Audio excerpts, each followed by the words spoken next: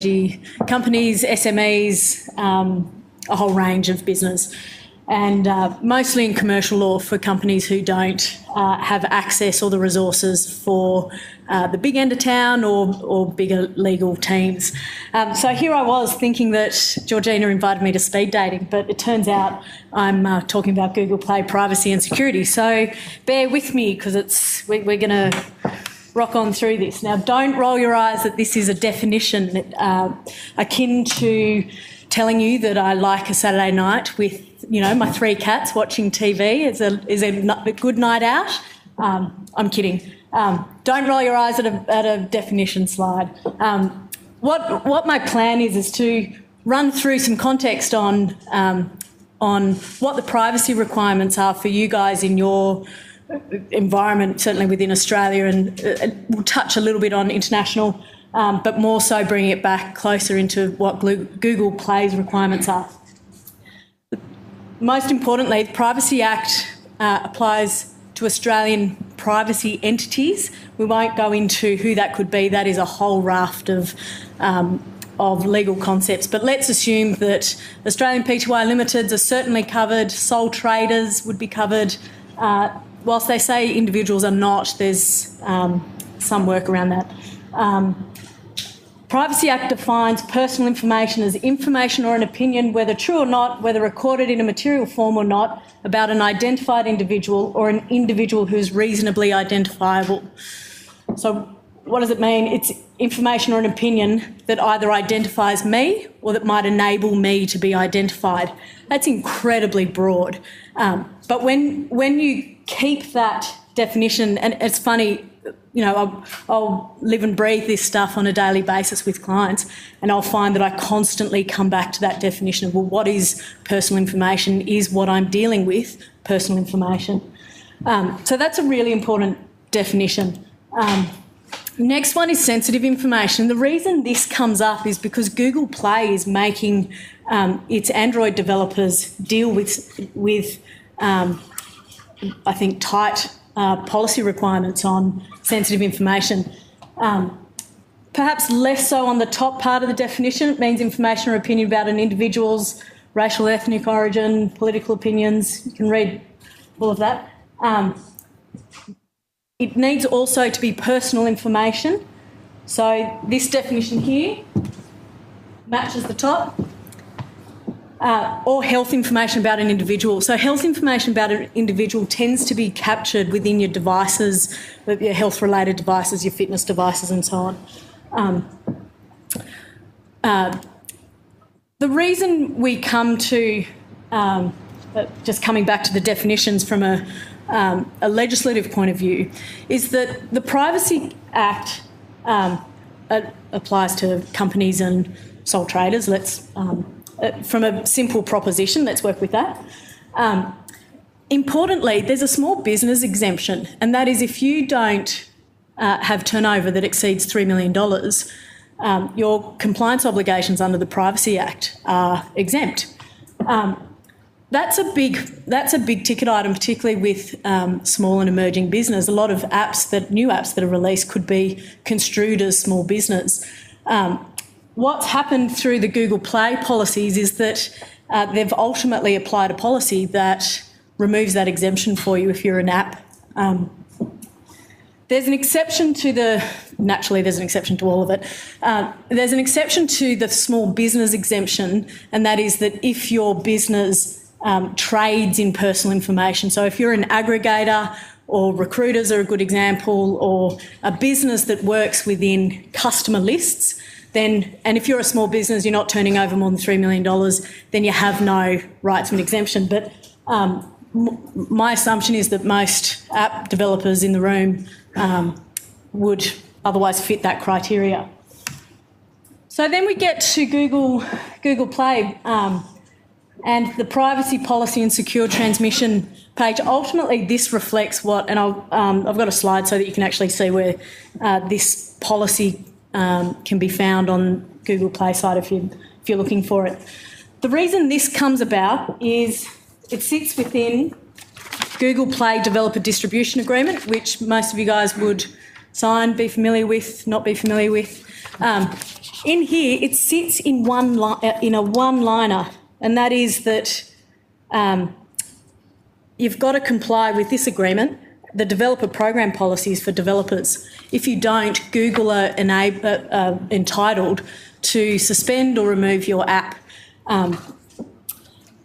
Within that, we have the privacy and security policy. That can be found here. It's a really simple page. It's insane. I expected a lot of sort of regulatory commentary and requirements. The fact is they're pitching it really high for developers. These are ultimately the rules within their policy. If your app handles personal or sensitive user data, including personally identifiable information, well, that's personal information as defined under the Privacy Act, financial and payment information, authentication information, phone book, contact data, microphone, camera, sensor data and sensitive device data, then your app must have a privacy policy in both the designated field in the Play Developer Console and from within the Play distribution app itself, and then so on and so forth. Privacy policy must, together with any in-app disclosures, comprehensively disclose how your app collects users and shares user data, including the types of parties with whom it's shared. They pitch this really high. And there's two reasons that we're seeing come out of this. Is I've highlighted in red text, authentication information, phone book and contact data, microphone and camera sensor data. In ordinary world, whether it's in social media or day-to-day activities, those things aren't necessarily either sensitive information and they're not necessarily personal information. You can have a photo of someone and there can be no name on that person, or you could just have John or Jane Smith, and that's not necessarily personal information, yet Google Play is telling you that it is. They're pitching it quite high. They're pitching it in a way that doesn't quite make sense to me. You guys might be able to tell me how authentication information, what, a thumbprint or something, password, how a password is personal information or sensitive information is interesting to me from a legal point of view. People use the same password for other services. Yeah. So if you crack their leak their password. Yeah.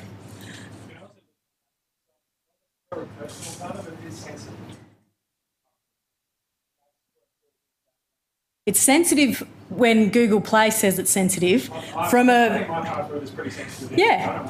Yeah, and this is what's interesting is from a legislative point of view, I wouldn't say that a password is sensitive information. The interesting thing is that Google Play's approach is not just embedded within its policies, it's riddled throughout their guidelines and technical documents, and that is that they're saying that avoid using the personal information unless you absolutely have to. And I was amazed at how much it's all throughout the guidelines and instructions and directions to you guys. I've just put it there in case you want to have a look in terms of finding it. What it means for you guys, and I'm jumping around on these slides a bit, there's ultimately three things that you take away with it. You need to have a privacy policy, but the privacy policy that you need is actually a really detailed one. From a legal point of view, we work with some clients, a really early stage startup might say, I want to have a privacy policy just to get going, make it look like I've got it all, tick a few boxes. And you get they might do a really simple, basic privacy policy. Whereas if you come back to what Google Play's requirements are, the bottom dot point here, privacy policy must, together with any in-app disclosures, comprehensively disclose how your app collects users and shares user data. You've got to bear in mind in there as well that under Australian privacy law, any offshoring of data either needs to be disclosed that you're sending data offshore. So servers, there's some technicalities around whether just being hosted in a server overseas isn't necessarily offshoring. But if you're sending data to a consultant or another company overseas, you need to make those disclosures within that requirement. So in terms of the standards Google Play are imposing for app developers, it's quite a high bar that they're setting. We usually, from a general legal point of view, will talk about the principles of privacy, and that is how it's collected, how it's used, how it's disclosed, and how it's handled. And those elements are all, what lead generally to fairly meaty privacy policies. So Google Play are ultimately setting a standard that I think exceeds legislative requirements, but they're bringing it in through their policies, which ultimately sits within your developer agreements or developer distribution agreement. That's what allows Google to either reject or suspend your app. They've got a useful tips page. These are some of the tips that they've got. I'm happy to make these slides available if anyone wants them. These are a few of them. They've got other sort of data security parts within their page. The interesting thing is number 2, describe your app appropriately. And I saw some feedback on this in some of the searches I was doing in preparation for this. And I think that's quite important in terms of avoiding quite quick rejection of your apps. If you disclose that you're not actually collecting sensitive information, you're only collecting, A, B and C, but not D, E and F, then your prospects of having a cautious rejection of your app is improved by having a good detailed description. So ultimately, the very simple take-home message of my discussion is more often than not, you're going to need a privacy policy. Only collect personal information that your app needs to function. And then there's small business exemptions under the Privacy Act that wouldn't appear to apply to you guys. Am I going for time? Is that? I think I'm done. Is that time? Sorry, I had a timer handy. I didn't put it in front of me. Okay. Have I got time for questions? Yeah. Anyone with a question? Comments? Maybe. I'll stay here. Can you suggest how the Google Play policy may interact with the European GDPR? Oh, that's a good question. I was hoping no one would ask me that. In terms of the Google policy, I can. It looks like their policy has evolved in 2013, maybe late 2012, out of California, where the Attorney General issued a directive on Google, Apple, and a few others. It seems to me that the approach by Google to apply a high guideline, or they're ultimately setting their own policy standards, is driven out of headquarters. So, and I think this answers your question, is that ultimately the Privacy Commissioner wrote a letter to Google in February 2013, and said, we have concerns with how you're handling personal information of your apps. Set out a whole bunch of examples, and here's what we think you should do. By April 2013, Google had responded and said, we think we're all right, but we take on board your comments. My initial impression was that the driver behind the policy was the Australian Privacy Commissioner writing, and as I kept digging through the layers of it, it was actually the Attorney General in California in 2012, at the end of 2012, issued that policy directive.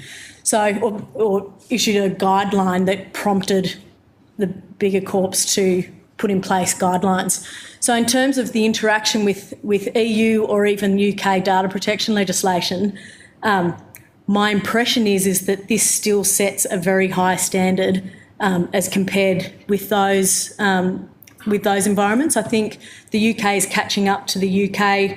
That some lawyers have different views on what's a higher standard over others. My personal view is I think the UK is one of the toughest privacy regulators globally. Some US states are applying equally high standards, but there's only 2 or 3 that are like that. So in terms of how the guidelines sit with EU, ultimately it comes back to what you're needing to deal with here in Sydney or Australia, and that is, actually the answer is what Google Distribution Development Agreement you're party to.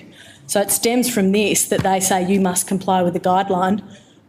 They don't care what any other legislature is saying, is my impression from how they're pitching it.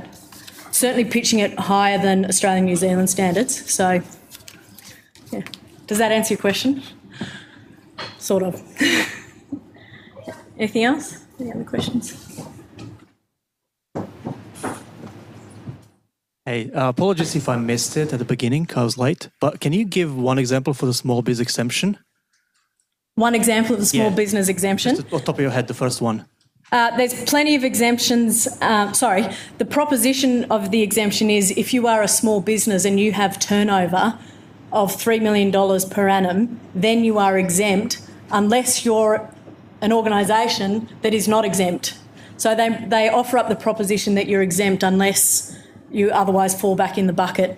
Those who fall back in the bucket are, from what I can see there's about 8 that are listed. Most relevant would be, and I think in this environment, most relevant is if your business trades in personal information. And if that's the underpinning value. If that's your business, then you don't get a small business exemption generally as a matter of law. That said, in this environment for Google Play, it's a moot point, doesn't matter. They're capturing everyone.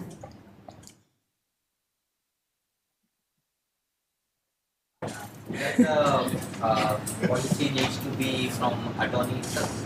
Does the policy need to be? Yeah, the privacy policy. Do we have to get it from attorneys only?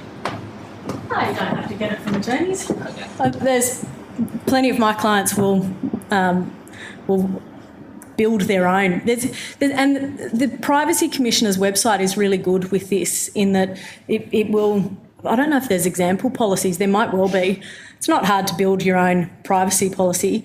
The thing that's important if you're doing that is you factor in those elements, how I collect it, how I use, as in how I collect your personal information, how I use your personal information, how I disclose it, if at all. So who am I giving your personal information to? And how I handle it. Handling means includes storage. So as long as you structure a document that talks about how I collect, use, handle and disclose, you're building a privacy policy there. It's not, you don't need a lawyer to do it. There's plenty, you can find some templates. There's lots of firms that do that sort of thing. Or do it yourself. I wonder if there's any open source privacy policies on. Yeah, that's a good suggestion. Yeah. Yeah.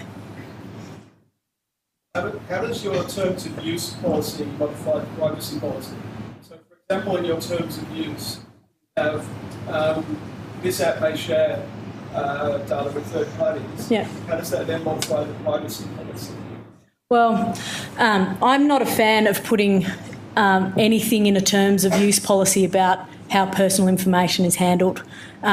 I see there's a lot of it, particularly templated terms of use, you've got to watch out for language, and I'm not a fan of this at all. It's where it will say, these terms of use includes the privacy policy and you will be bound by the terms of that, or the parties agree to be bound by that privacy policy. You've just made your privacy policy a contract that is now, if breached, can accrue damages, whereas a breach of a privacy policy doesn't necessarily accrue damages. It just might mean that you've breached a law or you've breached your Google developers agreement. Ultimately, what happens if you have a terms of use talking about privacy and you have a privacy policy, you're creating conflict of regulating how you're going to handle and use. My impression is, and there's lots of, so I think my advice is don't do it. Don't blend privacy policies into terms of use. A lot of people do. You can, but put it all in one spot if you're going to do that, and make it clear. If you're going to have a terms of use that deals with privacy, then don't have a privacy policy. Not a fan. I don't really want to encourage that from a practice point of view. But if you're going down that path, you want to make sure it's not inconsistent. I'm happy to take other questions. Yeah.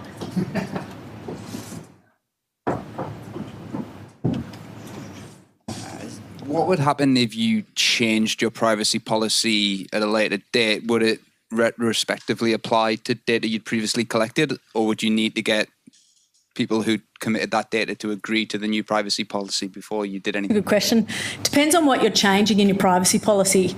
In theory, and good practice would dictate that you would get the consent of your membership, your subscribers or whoever, that they opt in, and you want an active opt-in for that amended privacy policy.